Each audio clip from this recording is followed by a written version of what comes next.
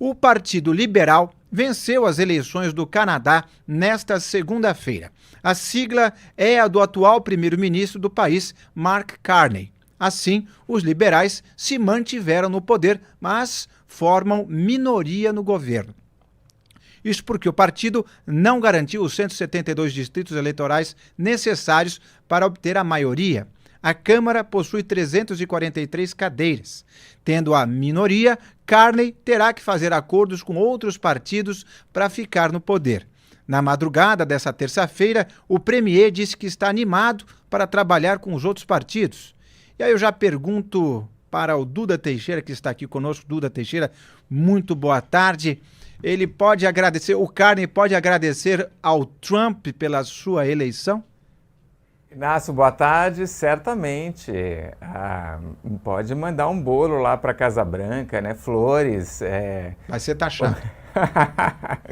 Vai ter que pagar, né, os 25% ali, alguma coisa extra, mas o Trump foi fundamental. No começo do ano, a situação do Partido Liberal era lamentável. Eles estavam 24 pontos atrás do Partido Conservador.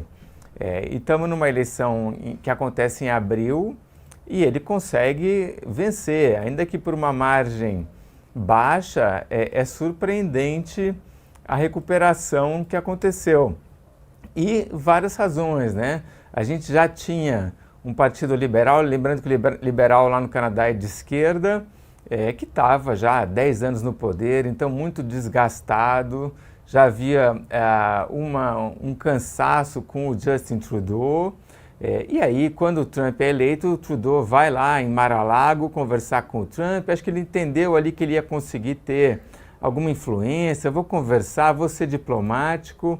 Saiu de lá com as mãos abanando e o Trump ridicularizando o Trudeau, chamando o Trudeau de governador, falando que vai anexar o Canadá, vai virar o 51º Estado americano. E aí os americanos, os canadenses reagem de uma maneira que o Carlos Gustavo Poggi, que é um cientista político, estuda bastante Estados Unidos, ele lembrou bem aquele fenômeno do rally around the flag, que é quando as pessoas se concentram em volta da bandeira do país quando tem uma crise externa, né, uma ameaça. Isso aconteceu, por exemplo, quando teve o ataque às Torres Gêmeas nos Estados Unidos, quando teve também a guerra nas Malvinas. A Thatcher foi beneficiada com isso. Os canadenses viram que tinha uma ameaça na Casa Branca, que era o Trump. Começaram a boicotar produtos americanos, e aí eles começaram a procurar quem que vai ser a melhor pessoa para servir de anteparo, nos proteger em relação ao Trump. O Mark Carney assume o Partido Liberal com uma postura muito antitrumpista. E o rival dele do Partido Conservador era o Pierre Poilievre, que era considerado um trumpista canadense, né? Então aí ele perdeu, né? Ele não conseguiu convencer muita gente, ainda que tenha sido bem votado. Não foi o partido que mais ganhou votos. E ele teve dificuldade de convencer os canadenses de que ele seria um grande resistência ao Trump.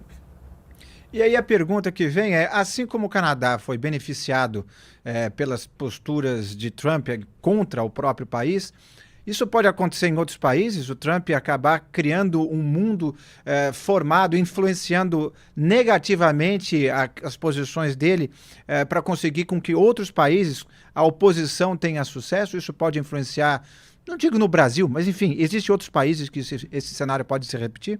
Eu acho que o Trump ele foi eleito com uma proposta de América em primeiro lugar. Isso visava principalmente os eleitores americanos.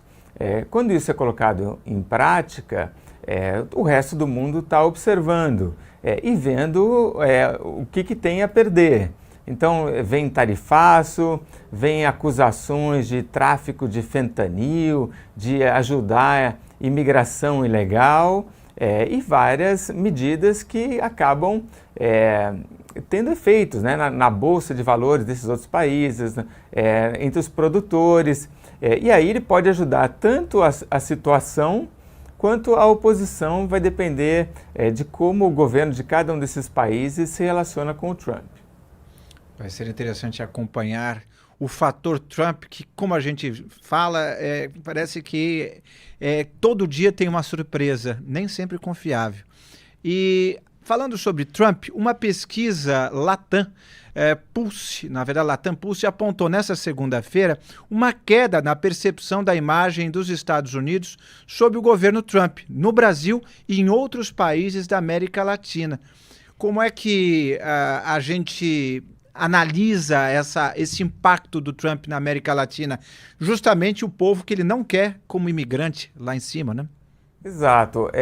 Isso a gente está tendo uma repetição do que aconteceu no primeiro mandato do Trump, porque o Trump, com essa postura muito de abandonar os aliados, né, ou colocar os aliados ali numa situação difícil e tomar medidas protecionistas, ele acaba fazendo com que pessoas que vivem em países aliados comecem a ter uma visão mais negativa, não só do Trump, mas dos Estados Unidos. Quando o Biden é eleito depois, melhora a visão que as pessoas do mundo inteiro têm dos Estados Unidos. E agora, com a volta do Trump, a gente tem uma reversão. Você tem em países europeus e aqui na América Latina, as pessoas também tendo uma visão mais negativa sobre os Estados Unidos, também sobre o governo americano, mas também sobre o país. E aí você tem uma inversão interessante, porque na Argentina, por exemplo, você tinha mais pessoas com uma visão positiva dos Estados Unidos do que negativa. Isso no começo do ano. E já inverteu. E a mesma coisa aconteceu no Chile, também teve uma inversão. No Brasil, na Colômbia que é um país super pró-Estados Unidos.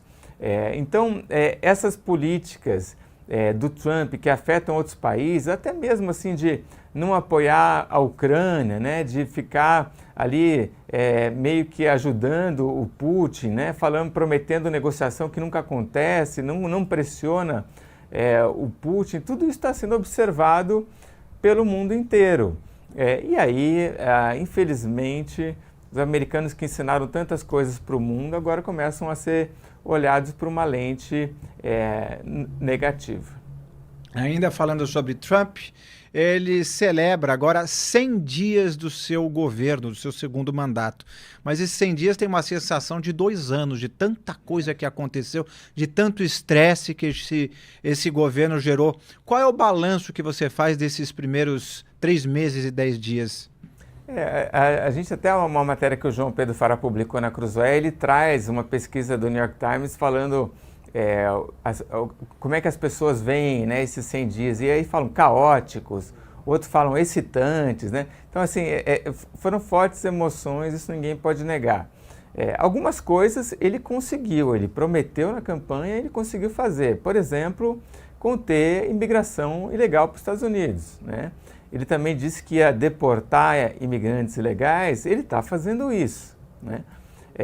Muitas vezes, algumas vezes, sem o respeito ao processo legal.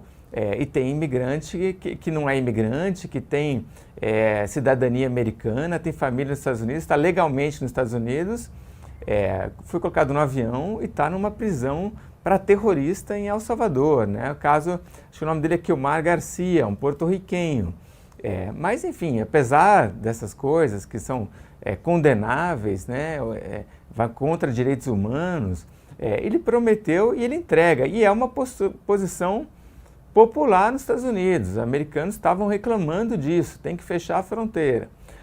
Agora, outras coisas, e a economia, principal delas, isso os americanos já entenderam que o Trump não é o cara que vai entregar a redução da inflação, a melhora do custo de vida.